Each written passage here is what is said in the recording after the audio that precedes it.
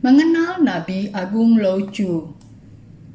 Nabi Agung Lao Tzu adalah seorang nabi agung yang telah menuliskan sebuah buku kecil bagaimana manusia hidup harmonis dengan alam semesta yang mengalir alami pada ribuan tahun yang lalu. Buku itu disebut Tao Te Ching. Menurut catatan Chuang-tzu, Nabi Agung Konghucu yang berusia 20 tahun lebih muda dari Nabi Agung Lao Tzu pernah bertemu di kota Luoyang.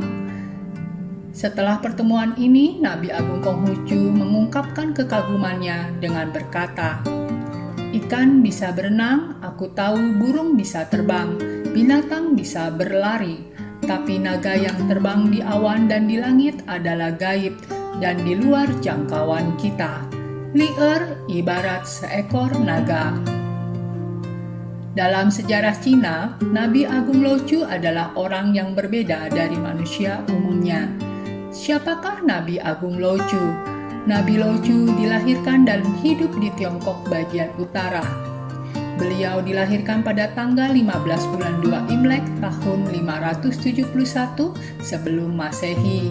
Sebagian dari masa hidupnya ia menjadi ahli sejarah dan seorang pengelola arsip kerajaan di kota Luoyang atau Lokyang, ibu kota kerajaan dinasti Zhou.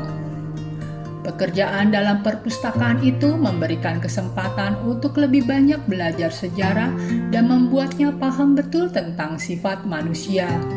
Maka Lao Tzu menjadi semakin arif. Ketika ia mengutarakan pandangannya, ia memperoleh penghargaan dan kehormatan dari banyak orang, sehingga mereka menyebutnya Lao Tzu atau Lao Se, yang berarti guru tua, putra tua, atau sahabat tua.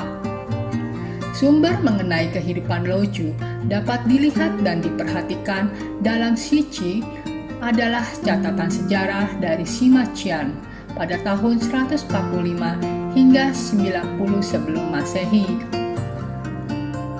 Dalam catatan itu dituliskan Lao Tzu adalah petugas arsip yang melayani istana dinasti Zhou pada tahun 1046 hingga 256 sebelum Masehi. Penduduk asli desa Churen di distrik Hu di negara bagian Zhou di bagian timur provinsi Henan. Nama keluarganya Li, nama aslinya sebutan kehormatannya Tan. Li mempunyai seorang istri dan seorang putra bernama Song. Song kemudian menjadi jenderal di negeri Wei dan diangkat menjadi pangeran dengan diberikan tanah. Anak Song adalah Chu, anak Chu adalah Kong. Cucu dari cucu Kong adalah Xia. Xia memegang jabatan pada Kaisar Xiaowen dari Kerajaan Han yang memerintah pada tahun 180 hingga 157 sebelum Masehi. Anak Xia yang bernama Xie menjadi penasehat Raja Ang dari negeri Shaoxi yang merupakan bagian dari negeri Qin, dan kemudian Xie beserta keluarganya pindah ke Qin. Ketika Nabi Lao Tzu berusia kurang lebih 90 tahun, kala itu pemerintah dinasti Zhou mengalami kekacauan. Nabi Lao Tzu berusaha mencari kedamaian yang lebih besar. Akhirnya meninggalkan kota Luoyang dengan menunggang seekor kerbau pergi ke arah barat, yaitu ke daerah yang sekarang disebut sebagai Tibet. Di lembah Hankau, seorang penjaga gerbang atau tapal batas bernama Yinsi yang merasakan watak luar biasa Nabi Lao Tzu berusaha untuk membujuknya kembali. Karena usahanya itu tidak berhasil, ia mohon kepada Nabi Lao Tzu agar meninggalkan satu catatan tentang apa yang diyakininya. Hal itu disetujui oleh Nabi Lao Tzu. Ia beristirahat selama 3 hari dan kembali dengan sebuah buku kecil yang memuat 5.000 huruf Tionghoa yang terdiri dari 81 syair atau bagian. Buku kecil tersebut berjudul Tao Te Ching, yang berarti kitab jalan kebenaran Tao. Dan Tao Te Ching itu diberikan kepada Yinsi. Nabi Lao Tzu pun meninggalkan provinsi itu. Sejak saat itu, Nabi Lao Tzu tak pernah terdengar lagi kabar beritanya. Tao Te Ching adalah buku kecil yang telah diterjemahkan paling banyak ke berbagai bahasa di dunia. Isi buku ini memberikan pengetahuan bagaimana alam semesta bekerja, bagaimana hidup harmonis dengan alam semesta, dan menekankan kelembutan tanpa menggunakan perlawanan. Walau buku ini telah berusia ribuan tahun, tapi masih dianggap relevan dengan keadaan saat ini. Tao Te Ching terdiri dari 5.000 karakter, dibagi dalam 81 bab atau syair. Buku ini terdapat 2 bagian, Tao Ching atau Kitab Tao dari bab 1 hingga 37, dan Te Ching, Kitab Kebajikan dari bab 38 hingga 81. Tao adalah sumber segala sesuatu tak berbentuk, tak bersuara, kosong, dan abadi, yaitu sesuatu yang tak dapat dijelaskan dan dipahami dengan kata-kata atau tulisan. Kita tidak bisa memahami Tao melalui bahasa, kata-kata, atau definisi apapun. Dengan pengertian ini, kita bisa membahas awal mula semesta. Pada mulanya, tidak ada objek atau bentuk apapun di alam semesta ini. Keadaan seperti ini disebut U atau ketiadaan. Ketiadaan adalah intisari dari Tao dan awal mula alam semesta.